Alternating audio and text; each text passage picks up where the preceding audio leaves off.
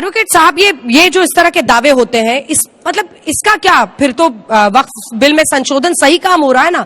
इस तरह से जो अंधाधुंध कहीं कहीं पर दावा ठोका जा रहा है, तो भूमाफिया कहने में क्या गलत है? वैसे आपने अपने इनिशियल रिमार्क्स में वो बात बोली थी कि ये वक्फ बिल को वजह से तो नहीं हो रहा है, ये सारी भूमिका जो बनाई जा रही है, ये वक्फ बिल जो लाया जा रहा है, वक्फ अमेंडमेंट बिल, उसी के लिए भूमिका बनाई जा रही है। दरअसल के अगर आप रियलिटी चेक करेंगी, जो आप कह रही दावा ठोकना एक अलग चीज होती है, लेकिन वक्फ जितने भी हैं, वक्फ प्रॉपर्टी जितनी भी हैं, वो सारी गैजेट नोटिफिकेशन के अंदर होती हैं।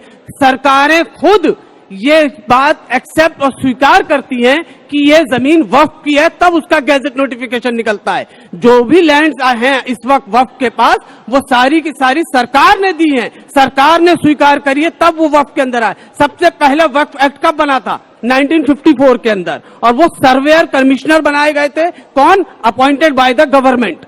गवर्नमेंट में अपॉइंट किए थे। गवर्नमेंट ने उन सर्वेयर से कहा कि आप बताएं कौन कौन सी प्रॉपर्टीज वक्फ की हैं।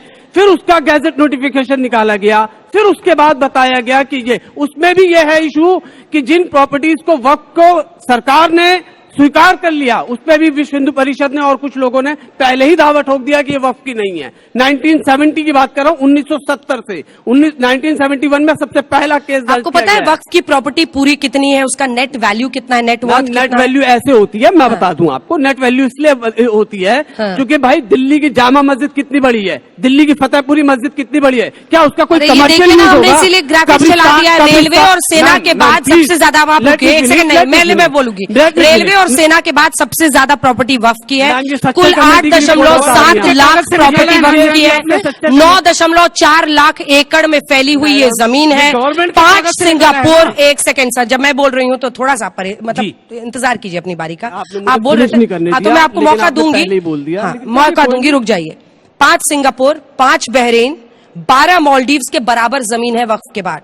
आर्मी और सेना के बाद सबसे ज्यादा जमीन है। रुक जाइए। 50 से ज्यादा देशों का क्षेत्रफल वक्फ बोर्ड की संपत्ति से कम है। 1 गोवा के बराबर, 3 दिल्ली के बराबर, ये सारा एडिशन कर लीजिए। 33 चंडीगढ़ के बराबर, 10 पुडुचेरी के बराबर है। अब सवाल ये उठ रहा है कि वक्फ बोर्ड की 8.7 लाख से ज्यादा संपत्तियां हैं। इतनी तेजी से ये जो संपत्ति फैली है, इसको लेकर प्रश्न पूछा जा रहा है, इस पर जवाब। फैली नहीं है मैडम, ये कहां की बात कर रहे हैं आप? फिर आपने मिसकोट कर दिया आधी बातें। तमिलनाडु के अंदर कितनी वो हैं? मैं अगर काउंटर इसका क्वेश्चन कर दूं आपसे कि तमिलनाडु के अंदर कितने मंदिरों की जमीन है, 9 लाख तो खाली वहीं पर ही है। तो वो तो क्योंकि वो आंकड़ा सरकार ने लाए नहीं, इसलिए वक्फ बोर्ड को बोल दिया गया कि थर्ड ओनिंग एजेंसी है दिल्ली वक्फ बोर्ड। दरअसल के उसकी सारी प्रॉपर्टीज कौन सी है? कब्रिस्तान है, कौन सी है? ईदगाहें हैं, कौन सी है? मसाजिद हैं, कौन सी है? मज़ारें हैं, दरगाहें हैं, ये सारी वक्फ की प्रॉपर्टीज हैं। तो ये इसको इस तरीके से पेश कर देना कि ये तो भाई प्रॉपर्टीज, ये प्रॉपर्टीज सिर्फ और सिर्फ उसी पर्पस के लिए यूज हो रही। नमस्कार साथियों, मैं आपका दोस्त अशफाक अहमद और आप देख रहे हैं देशभक्त चैनल।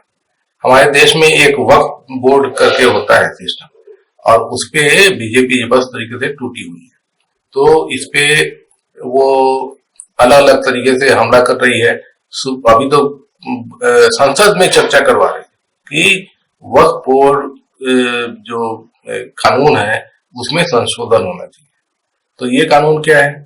तो ये कानून है कि वक्फ बोर्ड जो होता है तो वो किसी जमीन पर दावा ठोक देता है, और उसके बाद में क्या होता है कि वो जो जमीन है तो उसपे फिर जो भी अगर किसी और पार्टी की है, क्लेम करती है, तो वो कोर्ट में जाएगी और अपना क्लेम साबित करने के उस पे कोशिश करेगी, और उसके बाद में फिर ये केस चलता है। तो ये इस तरीके से फिर उसका जो रिजोल्यूशन होगा तो वो वहां पर उसके बाद ही मतलब फैसला हो सकता है कोर्ट।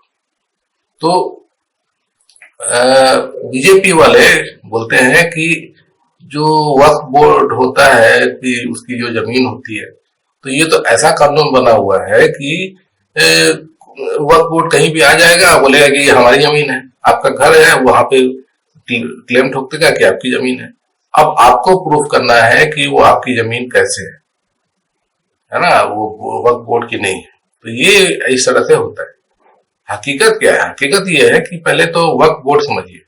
तो वक्फ बोर्ड में क्या होता है कि जो जमीन जो लोग होते हैं तो अपनी मौत के बाद ये दान में दे देते हैं, जमीन जायदाद पैसा, कि वो या तो मस्जिद के लिए काम आ जाए, या फिर जो यतीम लोग होते हैं, ये बेसहारा लोग होते हैं, उनकी मदद के लिए उससे जो भी पैसा है, ये जायदाद है, तो उससे उनको कुछ मदद मिले।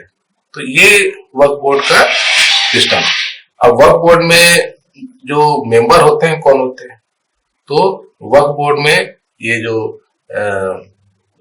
जमीयत है या फिर कोई बड़े मौलाना है, उसके अलावा सरकार के तरफ से जो डिस्ट्रिक्ट मजिस्ट्रेट या कलेक्टर वो होता है, और सरकार के और भी कुछ लोग होते हैं। तो ये वक्फ बोर्ड जो है वो उसमें ऐसा नहीं है कि सिर्फ मुसलमान ही होते हैं, उसमें तो सरकार के लोग भी होते हैं।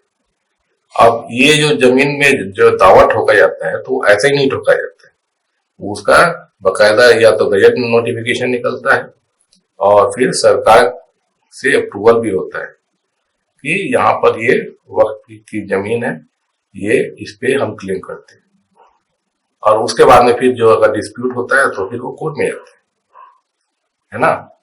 और इस तरह से ये होता है। तो इसमें आज के डेट में पहले तो ये देख लीजिए कि ये ऐसे बताते हैं कि वक्फ के पास में इतनी अफराद जमीन है, सिंगापुर से ज्यादा बड़ी जमीन है, तो देश में किसी और के पास में इतनी जमीन है ही नहीं।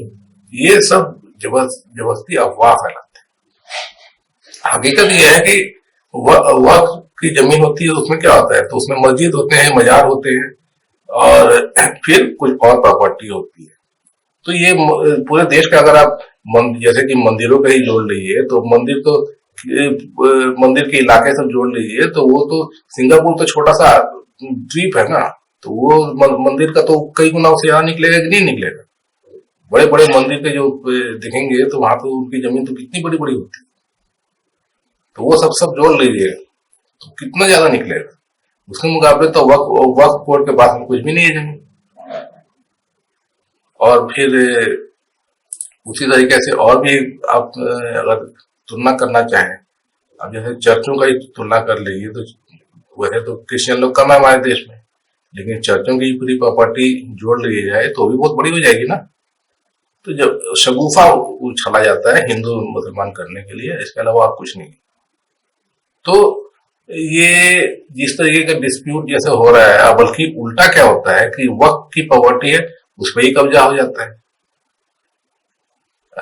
जो मुकेश अंबानी का जो घर है मुंबई में, इतना दुनिया का सबसे महंगा घर, वो कहाँ बना हुआ है? वो वक्फ बोर्ड की जमीन पर बना हुआ है। और अब क्या बोलते हैं कि जब वक्फ बोर्ड कोर्ट में गया तो बोलते हैं कि उतनी जमीन हम कहीं और दे देंगे। तो भैया वो जो जमीन है वो कितने कीमती है, एकदम प्राइम लोकेशन है मुंबई का, वहां पर स्क्वायर फीट ही कितना लाखों का होगा, है ना। तो पूरी जमीन जो है कितने करोड़ों की होगी, वो आप कहीं पे भी उतने कीमत का तो आप दे ही नहीं सकते। आप दोगे तो कहीं ऐसे बाहर कहीं इलाके में दोगे जहां की जमीन कोई कौड़े के भाव कीमत होगी।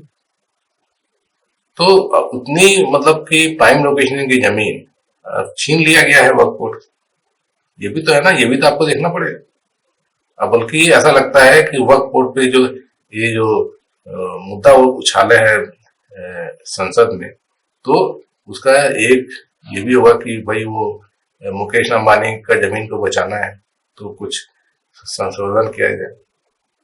और दूसरा, हिंदू मुसलमान तो करना ही है, तो जबरन जो है मुसलमानों को बदनाम करने के लिए बहुत बड़े तरीके से, बहुत बड़े स्केल पे इस तरीके से शगुफे छोड़े जाते हैं। तो अभी फिर से एक और मुद्दा आ गया कि जो महाकुंभ हो रहा है प्रयागराज में, तो वहां पे भी वक्फ बोर्ड ने एक दावा ठोक दिया है कि उनकी जमीन है। तो वक्फ बोर्ड ने ऐसे दावा तो नहीं ठोका हुआ ना, वो तो बकायदा वो जो डिस्ट्रिक्ट कलेक्टर होगा उसके संज्ञान में लेके और फिर नोटिफिकेशन निकाला होगा, गजेटेड नोटिफिकेशन। तो यूं ही तो दावा नहीं ठोक दिया ना, ऐसे रातों रात किसी को सपने में आया दावा ठोक दिया है तो है नहीं। कुछ ना कुछ वो हकीकत होगी ना, तब जाके दावा ठोका जाता है। तो उसके बाद में फिर वही डिस्प्यूट रेजोल्यूशन होगा। तो बल्कि अभी ऐसा है कि वक्फ बोर्ड की जमीन पे ही कई जगह लोग कब्जा करके बैठे हैं। तो एक तो मुकेश अंबानी का केस जो है वो सबसे ज्यादा चर्चित है, उसके अलावा भी और कई जगह है। तो हकीकत ये है, तो देश को जबरन घसीटना इस तरीके से हिंदू मुसलमान हो जाए, दंगे हो जाए, तो यही भाजपा और आरएसएस की नीयत है और उसी के तहत ये सब हो रहा है। हकीकत समझिए, हकीकत ये है कि ऐसा नहीं है कि वो वक्फ बोर्ड जो है वो एकदम मतलब कि ऐसा बना हुआ है कहीं पे भी ठोक दे अपना अपना दावा ठोक दे और फिर उसी की जमीन हो जाएगी, फिर कोई उसको वहां से साबित भी नहीं कर सकता कि कोई किसी और की जमीन है। सब गलत है।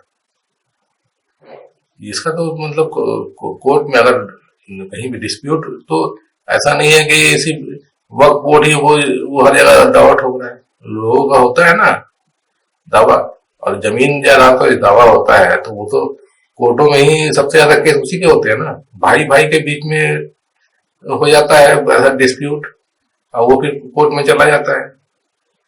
वैसे तो लाखों केस जो चलते रहते हैं कोर्टों में हमारे देश में, तो वो सब चीज के बारे में बात नहीं करना है। क्या बात करना है तो वक्फ बोर्ड का, इसलिए कि हिंदू मुसलमान हो जाए, बस यही है। इससे क्या फायदा होने वाला है? जबरन का इस तरीके के सब जो ज्वलंत मुद्दे हैं वो सब नहीं करना है, सिर्फ हिंदू मुसलमान करना है। आज के डेट में क्या हालत कर दी मोदी जी ने, रोजगार सब खत्म कर दिए हैं। कहाँ रोजगार दे रहे हैं मोदी, क्या कर रहे हैं बेरोजगारों के लिए? अब महंगाई क्यों बढ़ती जा रही है? तो इस पे तो जवाब नहीं बनेगा देते, इसीलिए ये सब करना है, भागना है मुद्दे से। मुद्दे पे आइए, जो देश के मुद्दे हैं उस पे काम कीजिए, तब देश का भला होगा। ये हिंदू मुसलमान करने से किसका भला होने वाला है?